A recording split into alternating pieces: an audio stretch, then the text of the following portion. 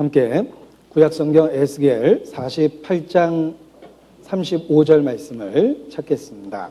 성경 에스겔 48장 35절입니다.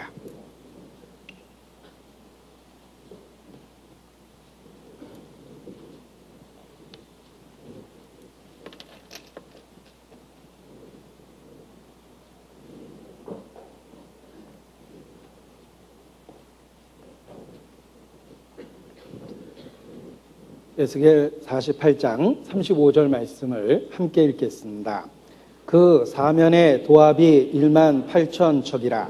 그날 후로는 그 성읍의 이름을 여호와 삼마라 하리라. 성경은 하나님 자신에 대한 계시입니다. 하나님께서 가라스데라는 직접적인 표현으로 하나님이 어떤 분이시며 우리에 대한 계획이 무엇인지를 계시하셨습니다. 그리고 뿐만 아니라 하나님의 이름 그 자체로서도 하나님에 대해서 계시하고 계십니다. 성경에 나타난 하나님의 이름은 하나님이 어떤 분인지 그의 속성을 우리에게 알려주며 우리와 하나님과 어떤 관계가 있는지 그 이름을 통해서 가르쳐 주십니다.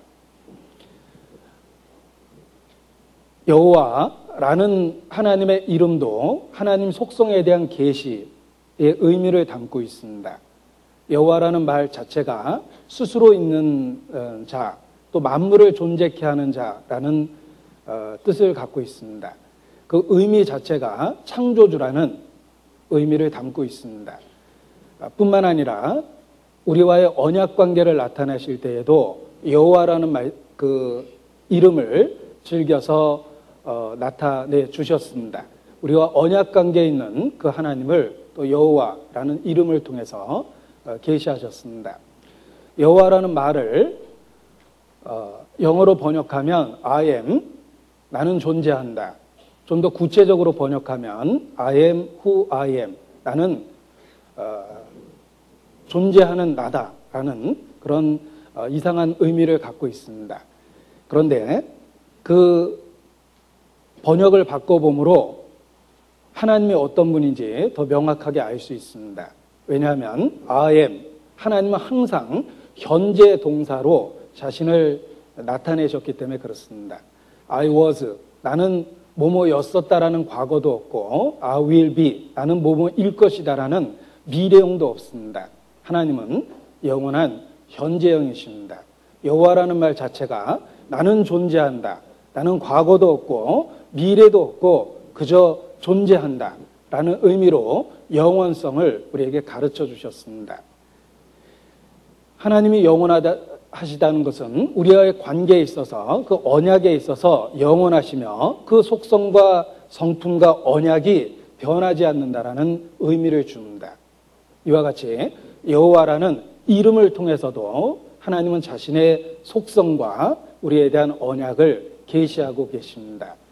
그런데 특별히 그 여호와라는 주의 기념 명칭에 다른 단어를 복합적으로 사용해서 우리와의 관계, 우리와의 언약의 내용을 더 분명하게 계시하시기도 하셨습니다.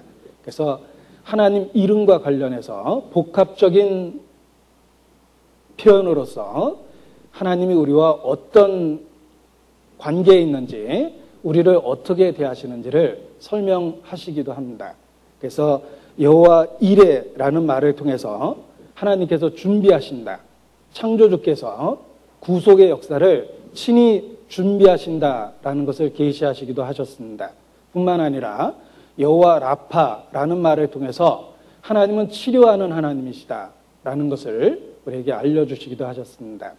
여호와 니시, 하나님은 나의 깃발이라 이런 뜻인데 우리를 승리케 하시는 승리의 근원, 힘의 근원이 하나님께 있다라는 것을 또한 알려주시기도 하셨습니다. 여호와 샬롬이라는 말은 기도원의 생애를 통해서 미디안과의 전투 직전에 하나님이 자신의 속성을 계시한 표현이기도 합니다. 여호와 샬롬은 하나님은 평화, 평안이라는 의미를 갖고 우리에게 승리를 주시며 평안케 하시는 그 하나님이시라는 것을 계시하시기도 하셨습니다. 이와 같이 여호와라는 언약적인 그 이름에 다른 단어를 복합으로 사용해서 하나님이 우리에게 주신 은혜를 여러 가지로 표현하셨습니다. 이러한 하나님의 모든 계시가 한마디로 예수 그리스도를 통해서 나타났고 또 예수 그리스도를 통해서 경험될 수 있다라고 말할 수 있습니다.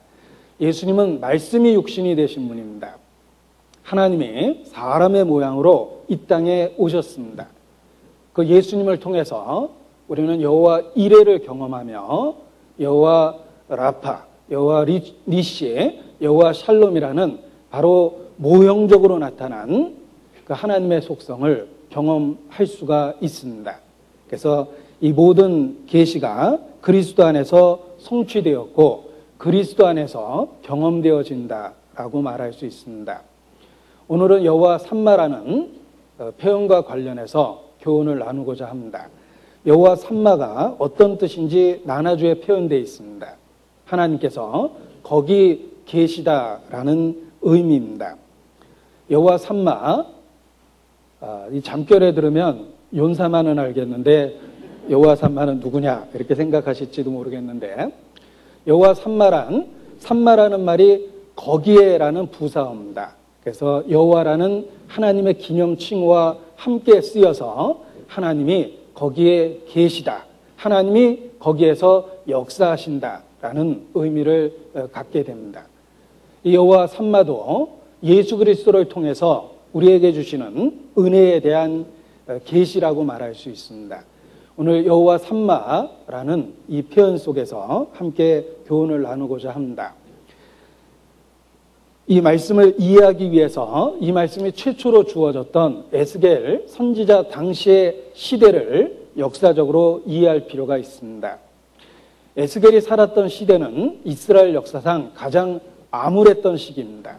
왜냐하면 바벨론이라는 제국에 의해서 국가가 멸망했습니다. BC 606년에 바벨론에 의해서 느부갓네살 왕에 의해서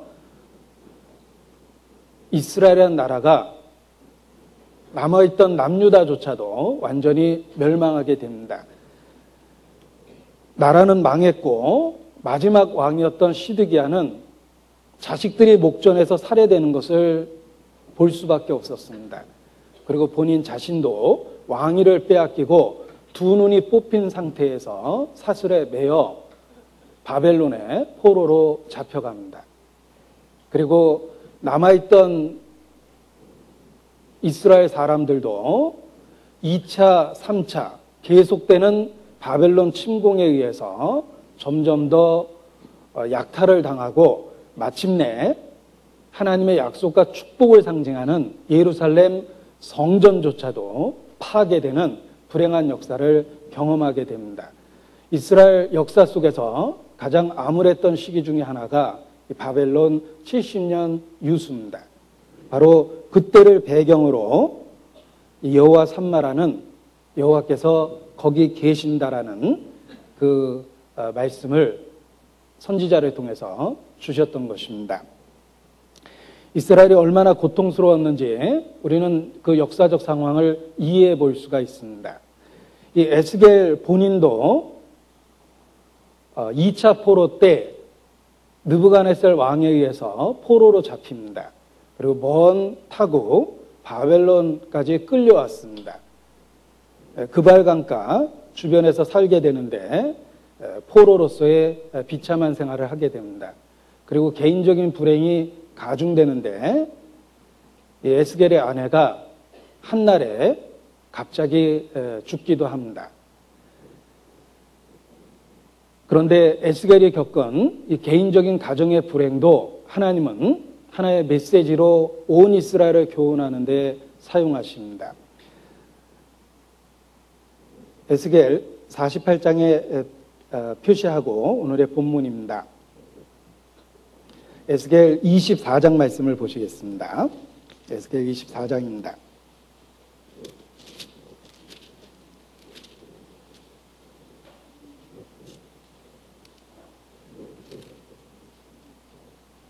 (15절) 에스겔 24장 15절입니다. 여호와의 말씀이 또 내게 임하여 가라사대 인자야 내가 내 눈에 기뻐하는 것을 한 번 쳐서 빼앗으리니 너는 슬퍼하거나 울거나 눈물을 흘리거나 하지 말며 죽은 자들을 위하여 슬퍼하지 말고 종용이 탄식하며 수건으로 머리를 동이고 발에 신을 신고 입술을 가리우지 말고 사람의 부의하는 식물을 먹지 말라 하신지라. 내가 아침에 백성에게 고하였더니 저녁에 내 아내가 죽기로 아침에 내가 받은 명령대로 행하매.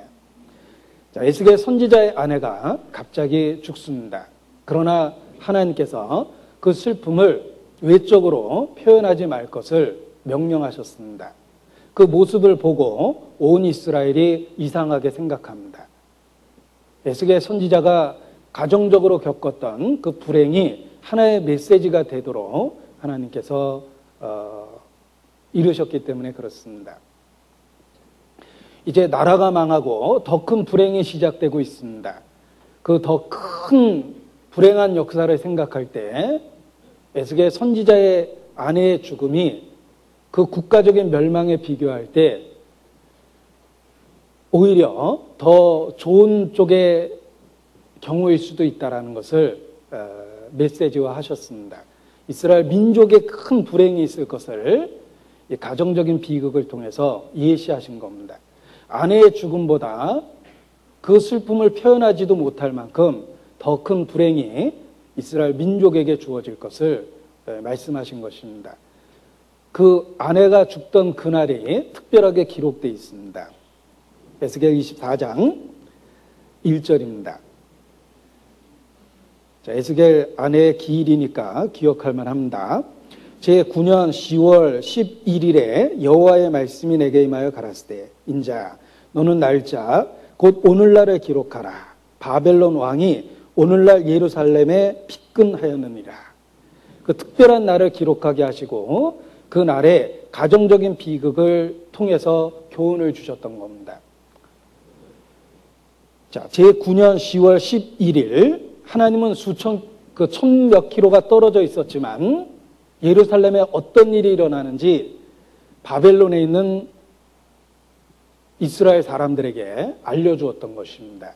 느부갓네살 군대가 예루살렘을 포위한 그 날입니다. 비극의 시작입니다.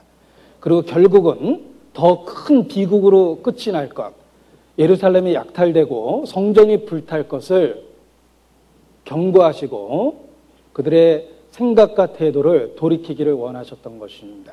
그래서 심지어 아내의 죽음조차도 민족적 비극과 앞으로 닥칠 환란에 비하면 이건 참으로 작은 일이다라는 것을 일깨워 주시고 계십니다.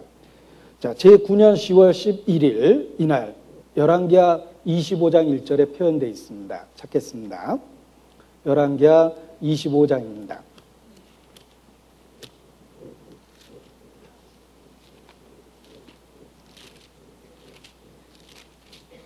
1절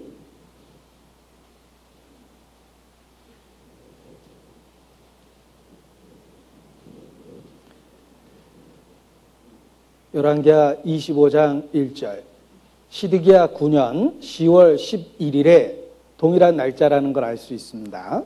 바벨론 왕 느부갓네살이 그 모든 군대를 거느리고 예루살렘을 치러 올라와서 진을 치고 사면으로 토성을 쌓음에 성이 시드기야 왕 11년까지 에워싸였더라. 이것이 비극적 그 사건의 시작입니다. 그리고 3년을 버텼는데 결국은 예루살렘은 함락되고 성전은 불타버립니다. 이러한 임박한 멸망을 일깨우시는데 하나님은 에스겔 선지자의 삶 그 자체를 통해서도 강력하게 온 이스라엘에게 말씀하셨습니다. 자, 에스겔이라는 선지자의 이름에는 뜻이 있습니다. 그 이름의 뜻이 하나님은 강하시다라는 뜻입니다. 이 선지자의 이름의 뜻이 하나님은 강하시다라는 뜻인데 현재 벌어지고 있는 상황과 너무 어울리지 않습니다.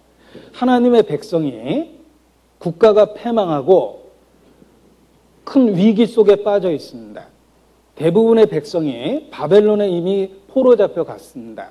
하나님은 강하시다라는 그 표현과 이스라엘의 상황이 어울리지 않습니다.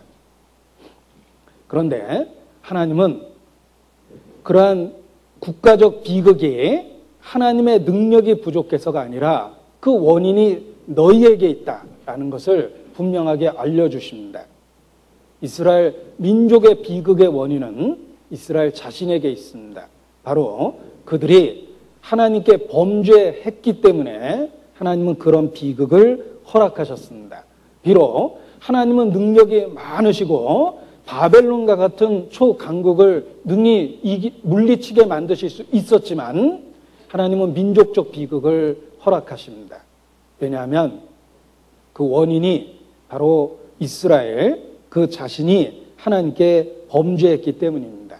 그 사실을 에스겔 선지자를 통해서 분명하게 일깨우고 돌이키기를 권고하십니다. 3년이라는 포위된 생활은 이스라엘이 돌이킬 수 있는 기회가 되었기도 합니다.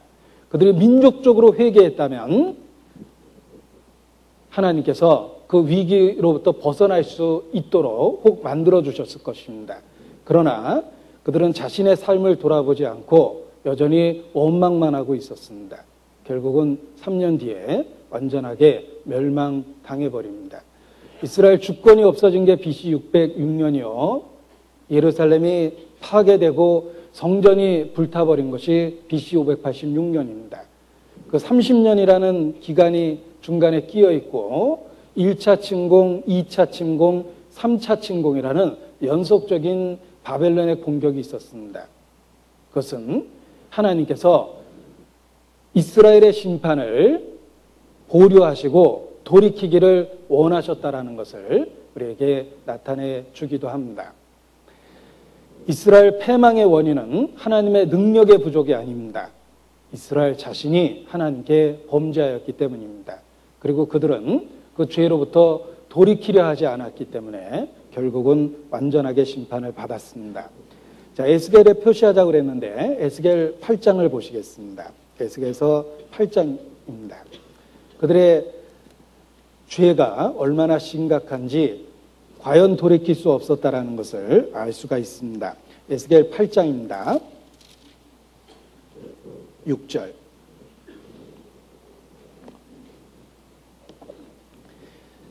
그가 또 내게 이르시되 인자야 이스라엘 족속에 행하는 일을 보느냐 그들이 여기서 크게 가증한 일을 행하여 나로 내 성소를 멀리 떠나게 하느니라 너는 다시 다른 데 큰 가증한 일을 보리라 하시더라. 자, 그들이 여기서 크게 가증한 일을 행하여 나로 내 성소를 멀리 떠나게 하느니라. 하나님이 왜 자신의 성전까지 불타도록 그렇게 형벌 하셨는가? 그들은 죄를 심지어 성전에까지 끌고 들어왔습니다. 성과 속이 뒤섞일 때 그때가 정말 멸망의 때라고 이야기합니다. 그들은 죄를 거룩한 성소까지 끌고 들어왔습니다. 하나님이 그들을 심판하실 수밖에 없었다는 것입니다.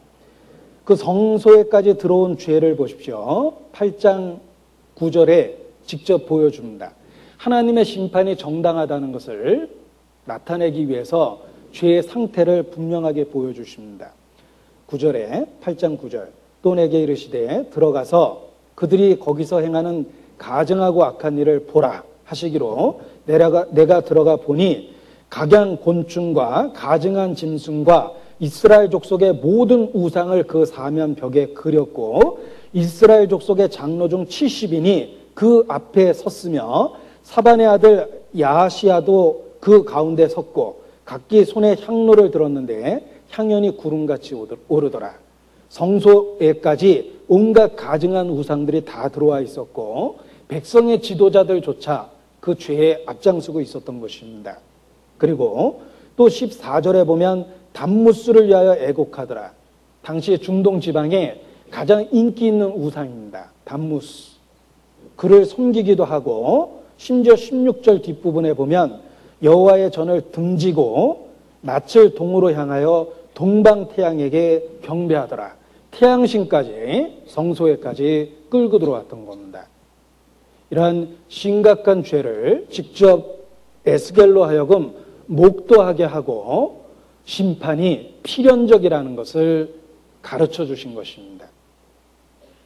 그리고 그들의 큰 민족적인 그 재앙과 비극이 에스겔 가정의 아내의 죽음보다 더 큰 슬픔이 될 것이다라고 경고하고 계십니다.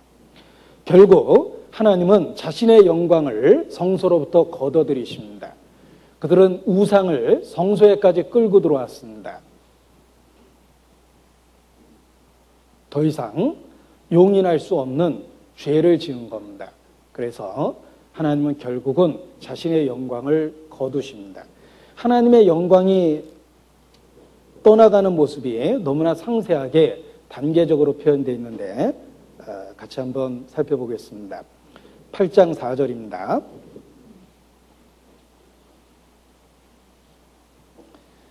이스라엘 하나님의 영광이 거기 있는데, 자, 처음에는 성소에 있었습니다. 그런데 점점 떠나갑니다. 9장 3절. 그룹에 머물러 있던 이스라엘 하나님의 영광이 올라 성전 문지방에 이르니, 자, 성전에서 떠올라 성전 문지방에 이르셨습니다. 여호와께서 그 가는 베옷을 입고 서기관의 먹그릇을 찬 사람을 불러, 자, 여호와의 영광이 처음에 성전에 있었는데 떠올라서 성전 문지방에 머물렀습니다. 10장 4절.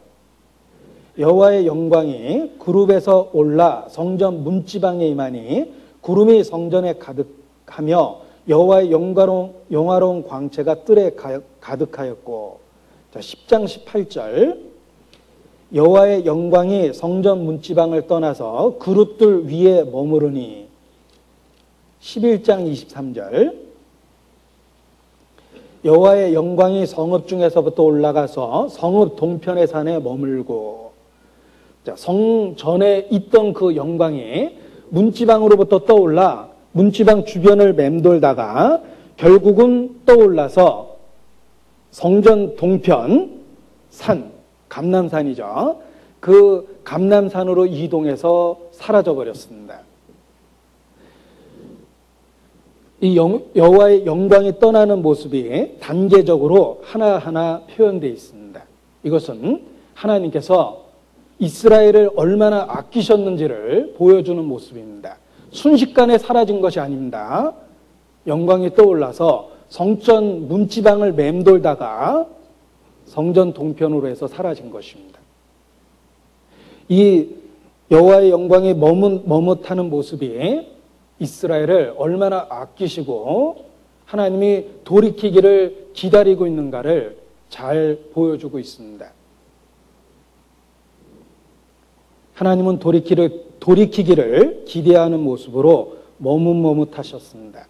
그래서 영광이 갑자기 사라지는 것이 아니라 그와 같은 과정을 통해서 차츰 이동해서 완전히 떠나버립니다. 비록 성소에까지 죄를 가지고 들어온 그들이었지만 하나님은 그들을 버리시는데 머뭇머뭇하셨습니다. 그들에 대한 사랑이 크시다는 것을 나타내고 돌이키기를 기다렸다라는 것을 알 수가 있습니다. 결국은 영광은 떠났고 성은 함락되고 불타버리며, 그리고 성전도 불타서 완전하게 파괴됩니다. 솔로몬이 지은 성전이 바로 이때 파괴되었던 것입니다. 그리고 예루살렘은 열국에 의해서 짓밟히게 됩니다. 자, 하나님께서는 이와 같이 영광이 떠나가는 모습을 통해서 심판이 필연적이다라는 것을 분명하게 가르쳐 주셨습니다. 그리고 그들은 바벨론 유수라는 긴 세월의 그 고난의 시기를 보내게 됩니다. 에스겔서 전체적인 내용을 분석해봐도 하나님의 심판에 대한 언급이 절반 정도의 내용을 차지합니다. 하나님은 그들의 죄를 지적하고 심판이 필연적이라는 것을 그들에게 경고하셨습니다. 그리고 그 경고처럼 이스라엘은 완전히 멸망하게 되고 그들의 마지막 기대했던 성전조차도 불타버리게 됩니다. 자, 그런데 놀라운 것은 이 에스겔서 전체적인 내용의 절반 정도 이상이 회복에 관한 메시지로 이루어져 있다는 것입니다. 하나님은 심판을 경고하고 집행하셨지만 그 순간에도 회복에 대한 소망을 주십니다. 그 절망의 시기에 하나님은 분명하게 소망을 보여주십니다. 그들을 징벌하시고 그들에게 채찍을 드셨지만 하나님은 회복의 소망을 함께 분명하게 보여주셨습니다.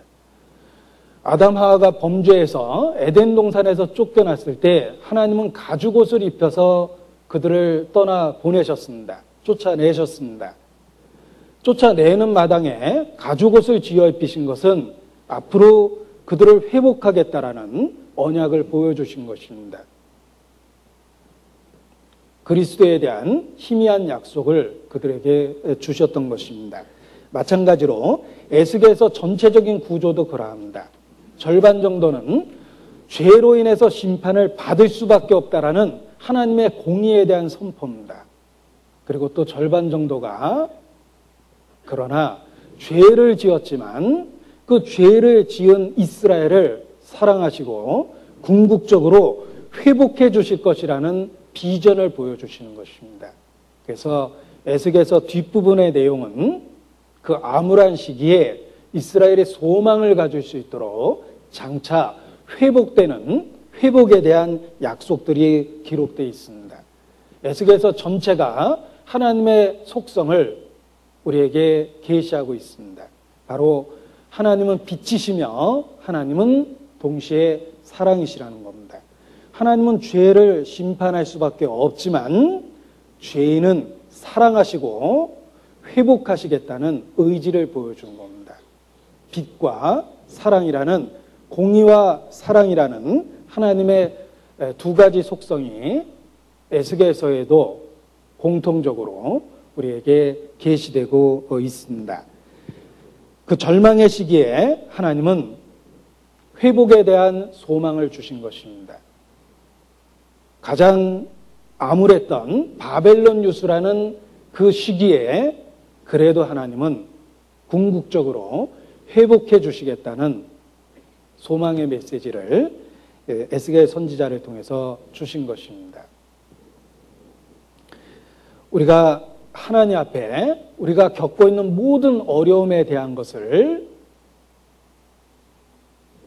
우리 자신을 살펴보는 도구로 사용하고 혹 우리 안에 잘못된 것이 있다면 참으로 하나님 앞에 돌이키는 것이 필요합니다. 그리고 돌이킬 수 있는 근거가 우리에게 계속해서 회복할 수 있는 소망을 보여주고 계시기 때문에 그렇습니다. 에레미야 애가입니다. 에레미야 애가 3장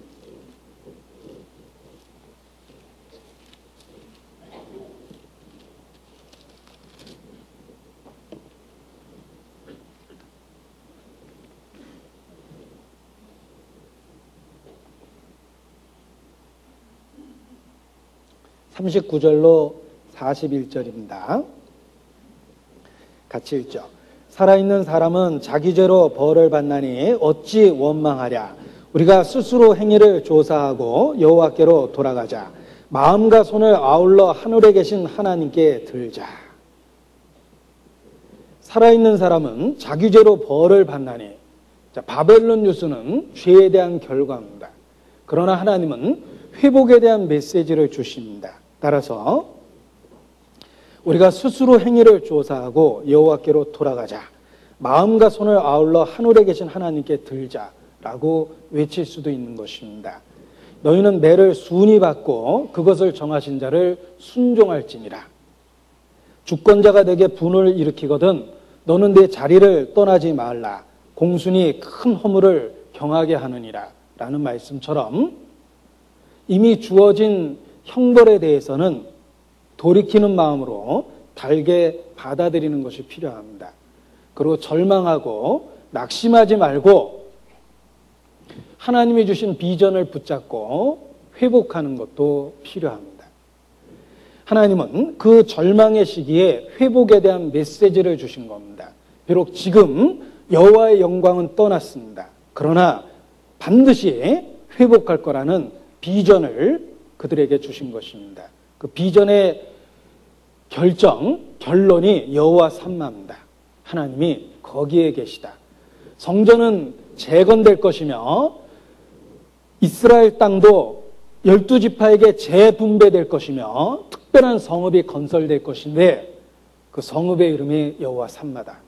여호와께서 거기 계신다라는 궁극적인 회복에 대한 소망을 주신 것입니다. 에스겔 43장에 보면 여호와의 영광이 장차 돌아올 것을 보여주셨습니다. 에스겔 43장입니다.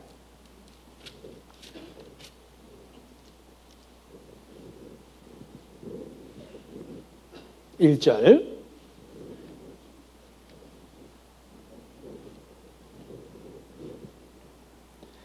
그 후에 그가 나를 데리고 문에 이르니 곧 동향한 문이라. 이스라엘 하나님의 영광이 동편에서부터 오는데 하나님의 음성이 많은 물소리 같고 땅은 그 영광으로 인하여 빛나니. 4절 여호와의 영광이 동문으로 말미암아 전으로 들어가고. 드디어 아까 동편으로 해서 영광이 떠나셨는데 똑같은 순서로 돌아오십니다. 영광이 회복되는 모습을 보여주셨다는 것입니다. 이스라엘은 바벨론 유수 중에 있습니다. 에스겔 선지자가 살았던 시대가 그러합니다. 절망의 시기입니다. 그는 포로 잡혀왔고 바벨론 강가에 앉아서 다른 포로들과 함께 울고 있을 수밖에 없었습니다. 그리고 고국에서 들려오는 소식은 2차, 3차 계속되는 느부갓네살 왕의 침공에 의해서 결국은 온 국토가 불탔고 예루살렘 성까지 함락되었으며 성전까지 불탔다라는 절망적인 이야기를 듣습니다. 그리고 회복의 기미가 없이 10년, 20년 세월이 흐르고 있습니다. 그때 하나님께서 회복의 메시지를 주셨던 것입니다. 그 떠나갔던 여호와의 영광이 돌아올 것이다. 파괴되었던 성전은 더 놀라운 모습으로 재건될 것이다. 이스라엘 땅은 다시 12지파에게 재분배가 될 것이며 하나님의 특별한 은혜를 나타내는 성읍이 있을 텐데 그 성읍의 이름이 여호와 삼마라 하리라 라고 소망을 주신 것입니다. 당시 역사적 이스라엘 상황을 이해할 때 이 말씀이 그들에게 얼마나 큰 위로가 되었는지 우리는 이해할 수 있습니다. 그들은 바벨론 유수 중에 여호와 삼마로서 서로를 위로했을 겁니다. 바벨론 사람한테 고난을 받으면서 그들은 서로에게 여호와 삼마라는 위로의 말을 나눴을 것입니다. 자, 그런데 이 여호와 삼마라는 말이 그 의미 자체가 우리에게 상당히 교훈적입니다. 여호와라는 말과 삼마라는 말의 복합어라고 말씀을 드렸습니다. 삼마라는 말이 거기에라는 부사어입니다. 하나님께서 여호와께서 거기에 계시다. 여기가 아니라 거기라고 이렇게 표현을 했습니다. 당시 이스라엘 사람들의 상태를 보면 이해할 수가 있습니다. 여기가 아닙니다. 여기는 바벨론 포로 잡혀와 있고 핍박받고 있습니다. 고난 중에 있습니다. 바벨론 강가에 앉아서 매일매일 시온을 생각하며 울고 있습니다. 그러나 거기에 시간을 넘어 현재 상황을 넘어서 하나님의 축복된 회복의 때가 있다. 여호와 삼마, 여기가 아니고 거기다. 거기에 계시다. 라는 말이 그들에게 특별한 의미를 주었을 겁니다. 우리도 그렇습니다. 우리도 혹 우리가 살았던 삶의 죄로 인해서 바벨론 유수와 같은 시련의 시기를 보낼 수가 있습니다. 우리가 살았던 삶의 흔적들 속에 죄의 결과로 인해서 우리의 삶에 어둠과 슬픔이 있을 수 있습니다. 그러나 그때 우리도 여호와 삼마, 현재의 상황을 넘어서 여호와께서 거기에 계시다. 하나님이 주시는 궁극적인 회복의 약속이 있다라는 것을 생각하고 큰 위로를 받을 수 있습니다. 성경은 말합니다. 그 노염은 잠깐이요 그 은총은 평생이로다. 저녁에는 울음이 기숙할지라도 아침에는 기쁨이 오리로라 약속하십니다. 여호와께서 거기에 계십니다. 여기 지금은 아닐 수도 있습니다. 지금은 고난 중에 있고 통증 속에 살아갈 수도 있으며 눈물로 살아갈 수 있습니다. 오해 속에서 살 수 있습니다.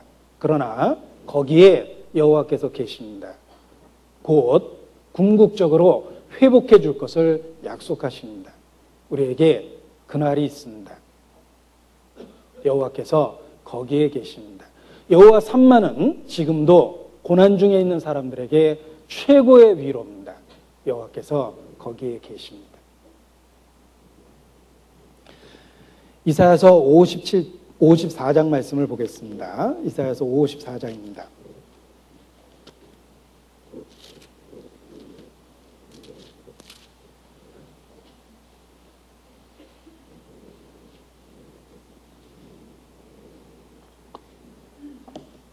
7절로 8절입니다. 이사야서 54장 7절로 8절 같이 읽겠습니다. 내가 잠시 너를 버렸으나 큰 긍휼로 너를 모을 것이요 내가 넘치는 진노로 내 얼굴을 내게서 잠시 가리웠으나 영원한 자비로 너를 긍휼히 여기리로다. 내 구속자 여호와의 말이니라. 하나님이 버리신 것처럼 보일 때가 있습니다. 하나님의 얼굴이 가리워진 것처럼 보일 때가 있습니다. 그러나 하나님 분명하게 잠시라는 말을 사용하셔서 현재의 고통이, 슬픔이, 시련의 시기가 잠깐 있는 거라는 것을 일깨우십니다. 내가 잠시 너를 버렸다. 내 얼굴을 내게서 잠시 가리웠다. 그러나 우리에게 여호와 삼마라는 궁극적인 회복의 약속을 주십니다. 영원한 자비로 너를 긍휼히 여기리로다. 여호와 삼마입니다. 여호와께서 거기 계십니다. 영원한 축복을 갖고 거기 계십니다. 우리가 겪고 있는 시련과 슬픔과 통증과 오해와 모든 그 고난의 모습이 잠시라는 것을 기억하고 우리에게 회복의 약속이 있다는 것을 기억하면 고통 속에서도 신앙을 잃지 않을 수 있습니다. 여호와께서 거기 계시기 때문입니다. 이 여호와 삼마는 역사 속에서 이스라엘에게 이루어졌습니다. 바로 바벨론 70년 포로 생활을 마치고 그들은 돌아왔습니다. 그리고 스룹바벨에 의해서 제2성전이 건축되었기 때문입니다.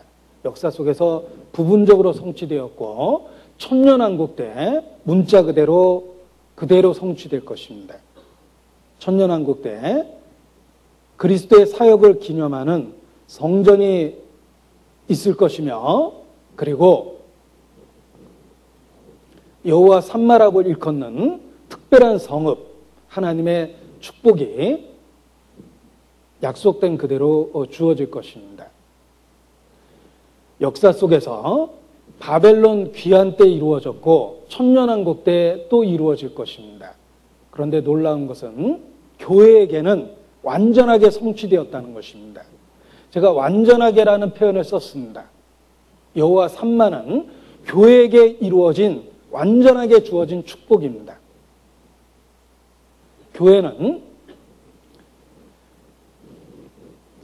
우리 구주의 이름을 통해서 두 가지 중요한 은혜를 받은 무리들입니다. 구주의 이름을 통해서라고 말씀을 드렸습니다. 우리 구주의 이름은 예수, 구원입니다. 우리는 구원을 받았습니다. 그리고 또 하나의 구주의 이름, 임마누엘.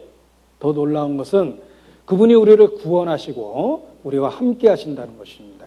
보라, 내가 세상 끝날까지 너희와 항상 함께 하리라 약속하셨습니다. 두세 사람이 내 이름으로 모인 곳에 나도 그들 중에 있느니라 약속하셨습니다. 여호와 삼마, 여호와께서 거기에 계시다라는 약속이 우리 구주를 통해서 교회에게 완전히 성취된 것입니다. 여호와께서 우리와 함께 계십니다. 임마누엘의 축복이 우리에게 있습니다. 그 날에 내가 너희 안에, 너희가 내 안에 있는 것을 너희가 깨달아 알리라라고 말씀하셨는데, 여호와 삼마, 여호와께서 거기 계시다라고 약속하신 것이 완전하게 성취돼서 우리 안에 이루어졌습니다. 성령께서 우리에게 오셨고 우리와 함께 하십니다. 성령의 내주, 성령께서 그 안에 들어오셨습니다. 교회 가운데 역사하십니다. 이스라엘에게 주신 여호와 삼마의 약속이 교회에게 완전하게 성취되었다라는 것을 우리는 발견할 수 있습니다. 임마누엘, 하나님이 우리와 함께 하시며 우리를 고아처럼 버려두지 않고 계십니다.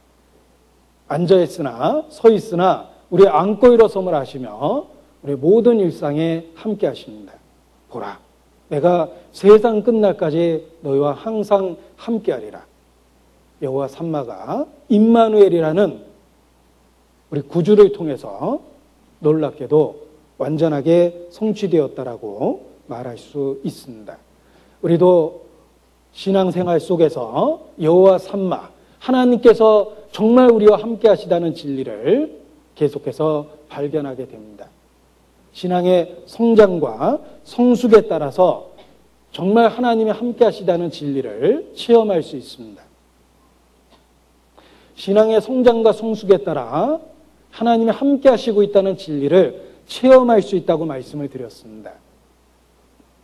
이것은 성장에 따라, 성숙에 따라 우리가 깨닫는 정도가 다를 수도 있습니다. 그 구원을 받았지만 하나님이 멀리 있는 것처럼, 죽음 이후에야 만날 뿐인 것처럼 신앙이 어리거나 병든 사람도 있습니다. 그러나 정말 친밀한 하나님과의 사귐 속에 있는 성장된 신앙을 갖고 있을 수도 있습니다. 에녹이 하나님과 동행했듯이 그렇게 친밀한 교제와 사귐 속에 있는 성숙된 신앙도 있습니다. 우리는 성장에 따라서 여호와 삼마라는 우리와 함께 하시는 하나님을 체험적으로 발견해 갑니다. 우리가 믿는 하나님이 도대체 어디 계십니까? 여호와 삼마, 임마누엘, 우리와 함께 하십니다. 어린아이는 태어나서 성장의 단계에 따라 어머니와의 친밀한 관계를 깨달아갑니다. 탄생을 통해서 이미 어머니와 자녀라는 친밀한 관계가 성립되었지만 그 아이의 성장에 따라서 어머니와의 신뢰 관계가 쌓여가는 거라고, 성장해 가는 거라고 말할 수 있습니다. 자, 아이를 키우면서 누구나 경험합니다. 처음에 아이가 어렸을 때 애는 부모가 없으면 불안해합니다. 그래서 항상 두리번거리면서 어머니의 존재를 확인하고 놉니다. 처음에는 엄마 품에만 있으려고 하죠. 그러나 조금 자라면 품에서 내려놓아도 엄마가 시각적으로 눈에 보이면 아이는 안심하고 생글거리고 잘 있습니다. 아이가 더 성장하면 엄마가 눈에 보이지 않고 옆방에서 소리만 들리고 자기가 불러서 응 하고 대답하면 또 잘 놉니다. 성장한 결과입니다. 보이지 않고 소리만으로도 이제 존재를 느끼는 것입니다. 더 자라면 엄마 시장 갔다 온다고 그래도 잘 놉니다. 그때는 이제 약속을 지켜야 되죠. 엄마 1시간 만에 돌아올게. 너 잘 놀고 있어. 자, 1시간 만에 약속대로 돌아오면 잘 놀고 있습니다. 그러나 약속을 어기면 신뢰관계가 깨졌기 때문에 와보니까 애가 눈이 퉁퉁 불어 있습니다. 왜 1시간 지났는데 안 왔냐 이거죠. 그러나 약속을 지키면 아이는 잘 놉니다. 신뢰관계가 더 깊어진 겁니다. 그리고 그런 성장의 과정을 겪어서 더 신뢰관계가 쌓이면 어머니 3박 4일로 수양에 가도 죄송합니다. 4박 5일입니다. 수양에 가도 아이 역시 잘 놉니다. 신뢰관계가 형성된 겁니다. 심지어 외국에 가서 분리되어 있어도 그 사랑에 대한 의심을 하지 않습니다. 이제 완전한 신뢰관계가 성립된 겁니다. 그런데 신앙생활에 있어서도 주님이 함께 하신다는 진리를 우리는 그런 과정을 통해서 깨닫기도 합니다. 처음에는 감각적이고 감정적인 걸 좋아합니다. 그러나 감각적이고 감정적인 감동이 없어도 말씀의 약속을 붙드는 성숙된 신앙으로 점점 자라가게 되어 있습니다. 어느 시인은 이렇게 표현했습니다. 햇빛이 보이지 않아도 태양이 존재한다는 것을 알 수 있습니다. 사랑이 느껴지지 않아도 사랑이 존재한다는 것을 알 수 있습니다. 이렇게 표현했는데 아주 교훈적입니다. 우리는 태양을 보고 꼭 태양의 존재를 느끼는 건 아닙니다. 때로 먹구름에 완전하게 가려 있을 수도 있지만 먹구름 뒤편으로 태양이 있다는 거 믿습니다. 이와 같이 육신적인 감각에 있어서 무뎌지고 안 느껴질 수도 있습니다. 우리가 현재 갖고 있는 상황이 하나님이 우리를 버리셨다라는 절망감을 만들어낼 수도 있습니다.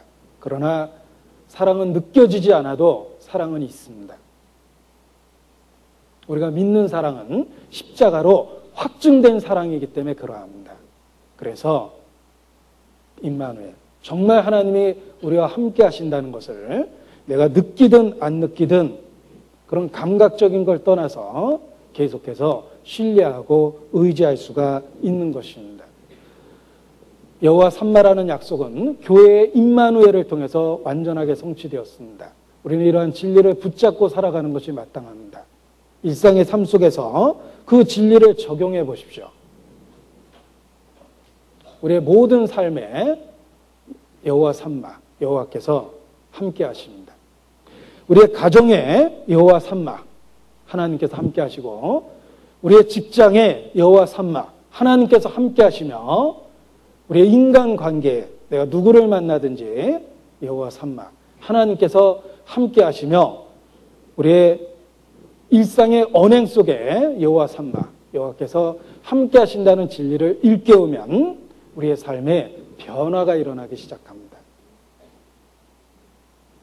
처음에 우리의 마음에부터 적용해 보십시오. 내 마음에 적용해 보십시오. 정말 여호와께서 내 마음에 계시다. 여호와 삼마.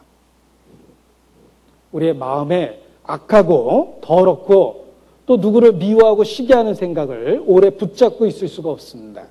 왜냐하면 주님이 계시는 곳에 그런 더러운 생각을 붙잡고 있을 수 없기 때문에 악한 생각이 들어오면 떨쳐버리고 그리스도에게 복종케 하려고 하나님께 부르짖게 됩니다. 우리의 가정에 여호와 삼마라고 부르짖을 때 가족관계가 신앙을 바탕으로 성립됩니다. 그저 아내와 남편과 자식이 아니고 하나님과의 관계를 통해서 아내를 보고 남편을 보고 자식을 봅니다. 그래서 더 깊은 사랑으로, 감정적이지 않은 더 깊은 사랑으로 사랑을 나눌 수 있습니다. 직장에서도 마찬가지입니다. 여호와 삼마라는 진리를 외쳐보십시오. 내가 단지 생계의 수단으로 일하는 것이 아니라 내 신앙을 보여줄 무대처럼 내가 하는 일을 전도의 도구로 삼겠다고 생각하면 일을 통해서도 신앙인으로서의 덕을 나타낼 수가 있습니다. 여호와께서 거기에 계시다라는 이 진리를 우리의 삶에 적용하고 우리의 일상 모든 곳에 적용해서 살아가는 것이 필요합니다. 그것이 신앙생활이라고 말할 수 있습니다. 그 여호와 삼마라는 진리를 적용하면 우리의 일상의 모든 삶에 우리가 겪고 있는 모든 일에서 하나님을 볼 수 있습니다. 우리는 평범한 하루하루를 삽니다. 때로는 그 평범한 일상의 반복이 우리의 삶을 지루하게 만들지만 사실 평범한 일상의 반복은 하나님의 은혜라는 거 아셔야 됩니다. 일상이 깨져보면 압니다. 예를 들면 갑작스러운 사고와 불행으로 일상이 깨지면은 우리가 갖고 있는 이 평범한 일상이 얼마나 소중했는지 비로소 알게 됩니다. 여호와 삼마, 하루를 시작하면서 외쳐보십시오. 우리의 평범해 보이는 이 하루가 하나님의 놀라운 보살핌의 결과라는 것을 깨닫게 될 겁니다. 하나님이 우리의 삶을 붙잡고 있기 때문에 우리가 평범한 일상을 살고 신앙생활 할 수 있는 것입니다.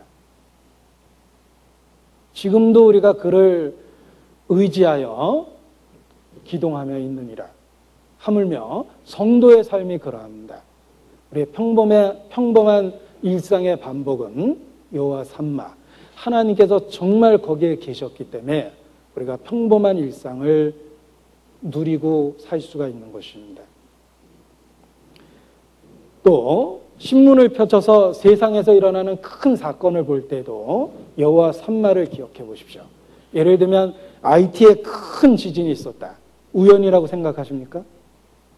여호와 삼마, 여호와께서 거기에 계십니다. 세상적인 큰 사건 속에 여호와께서 계십니다. 우리 모두에게 큰 메시지로 경고하고 있는 겁니다. 잠들고 있는 우리를 큰 지진이라는 큰 나팔 소리로 깨우신 겁니다. 세상에서 일어나는 큰 사건을 볼 때 여호와 삼마라고 외쳐보십시오. 하나님께서 거기에 계십니다. 애굽의 10가지 재앙이 연속적으로 하나님의 직접적인 손길에 의해서 쏟아졌습니다. 이스라엘은 10번이나 그것이 하나님의 손이라는 걸 알고 감사할 수 있었습니다. 그래서 출애굽을 마음에 준비할 수 있었던 겁니다. 반면에 애굽의 바로 왕과 온 애굽 사람들은 그저 자연의 일부라고 생각했습니다.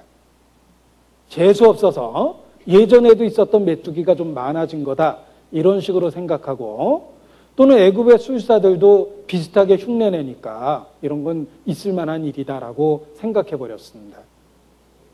그들은 불신의 눈과 마음을 갖고 있었기 때문에 10가지 재앙의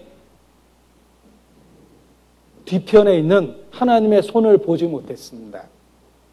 그러나 믿음의 눈을 갖고 보면 애굽의 10가지 재앙에 하나님의 손이 있었습니다. 지금도 그렇습니다.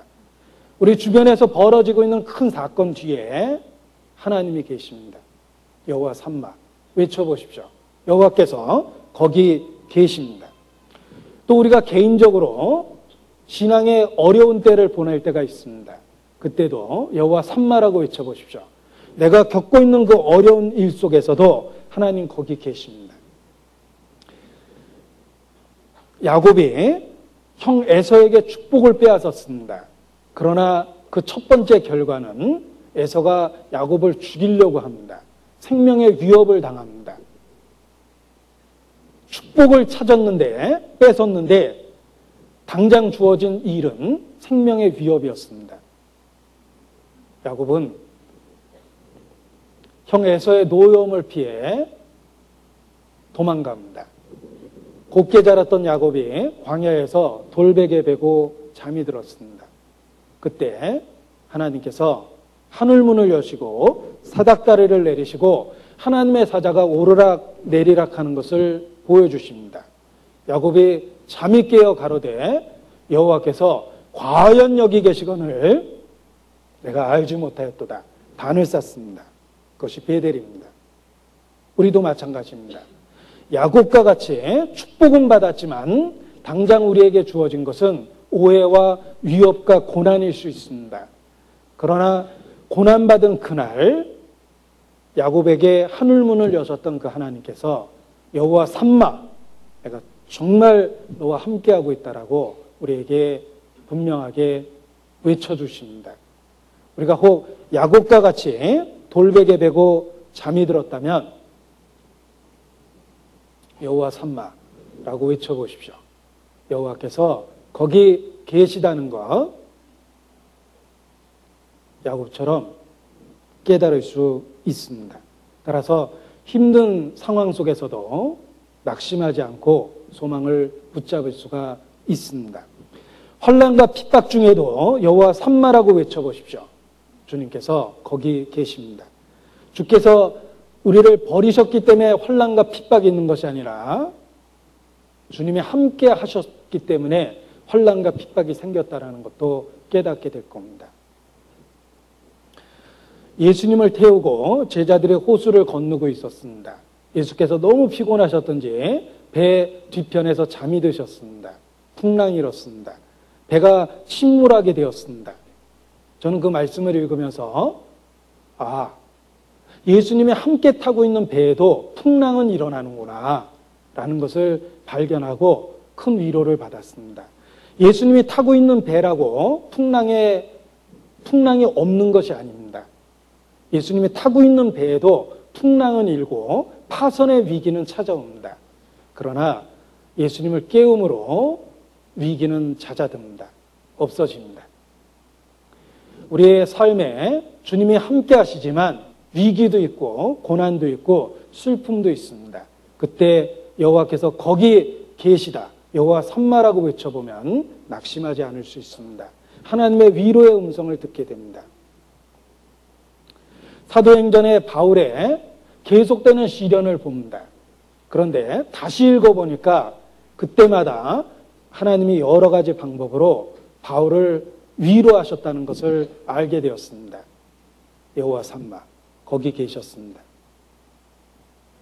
사도행전 18장입니다.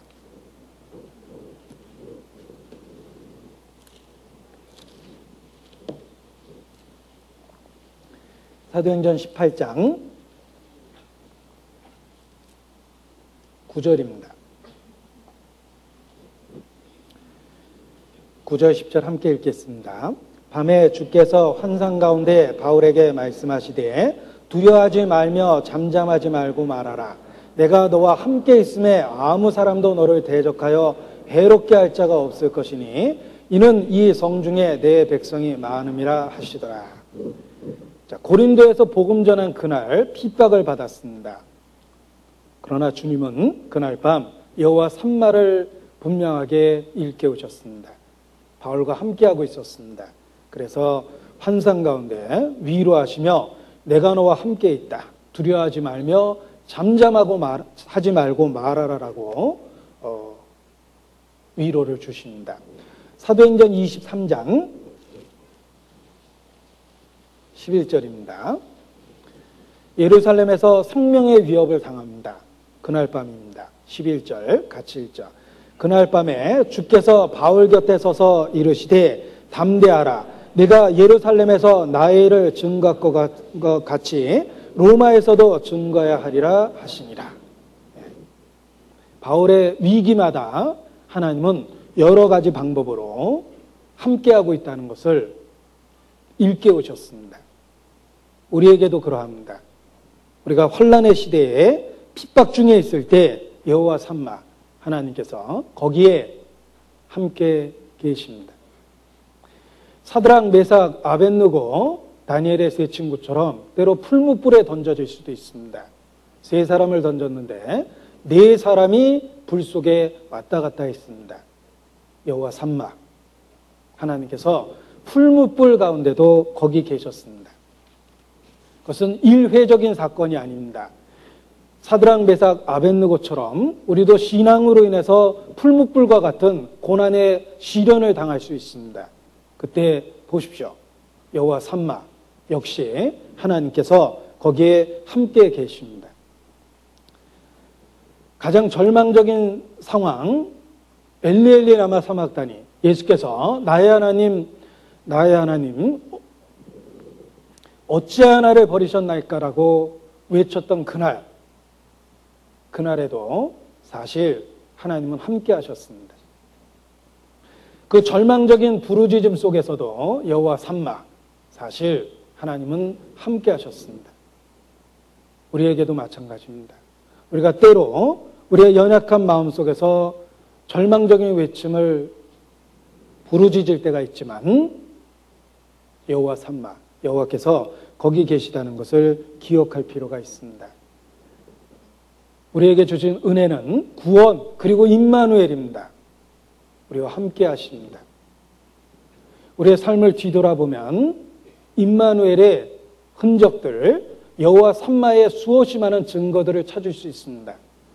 구원받은 이후에 우리는 이리 때에 던져진 양과 같았습니다. 그럼에도 불구하고 오늘 이 시간까지 주의 이름을 부르며 신앙을 지키고 있습니다. 우리가 남들보다 의지가 강해서라고 생각하십니까? 아닙니다. 여호와 삼마 하나님께서 지켜주셨습니다. 우리는 일상의 삶에 분주하지만 오늘도 모임이 있다는 걸 기억하고 주의 말씀 앞에 함께 나왔습니다. 우리의 발걸음을 옮긴 그 뒤편에 여호와 삼마, 우리를 강권하신 여호와께서 거기 계십니다. 우리가 피곤한 육체를 끌고 집에 들어가서 너무 피곤해서 잠들려 할 때 그래도 기도하고 싶은 마음에 자리를 박차고 일어나서 무릎을 꿇었습니다. 그러한 행동 뒤에 여호와 삼마, 우리를 강권하시는 하나님의 손길이 있습니다. 우리가 기도하려고 눈은 감았지만 무엇을 기도해야 될지 전혀 제목조차 떠올리지 못하고 있을 때 우리가 눈물로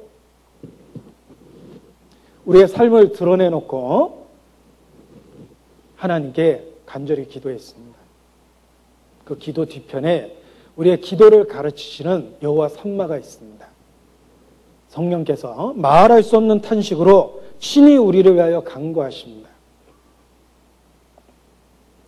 우리의 신앙이 보존되고 성장되고 지금 이 순간까지 주의 이름을 부르고 있는 이유가 있습니다.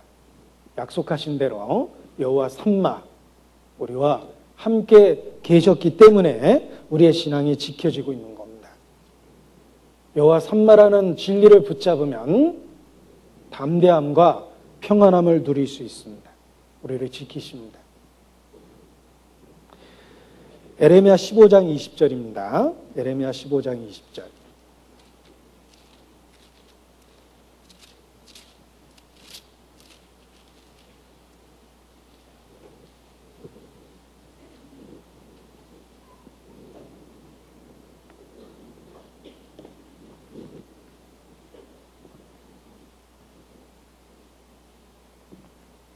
같이 읽겠습니다. 내가 너로 이 백성 앞에 견고한 놋 성벽이 되게 하리니 그들이 너를 칠지라도 이기지 못할 것은 내가 너와 함께하여 너를 구하여 건짐이니라. 여호와의 말이니라. 자, 우리가 이 땅에서의 신앙생활이 놋 성벽과 같이 그렇게 강하게 만들어 주십니다. 내가 너와 함께하여 너를 구할 것이다. 그들이 너를 칠지라도 이기지 못할 것이라. 여호와 삼마. 우리의 신앙생활의 승리 뒤에 여호와 삼마, 하나님이 함께 하신다는 약속이 이루어지고 있는 것입니다. 이사야서 31장입니다. 에레미야 앞에 있습니다. 이사야서 31장 5절입니다.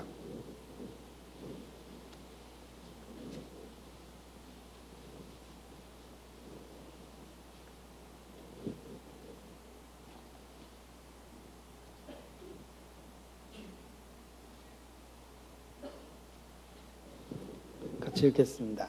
새가 날개치며 그 새끼를 보호함 같이 나 만군의 여호와가 예루살렘을 보호할 것이라.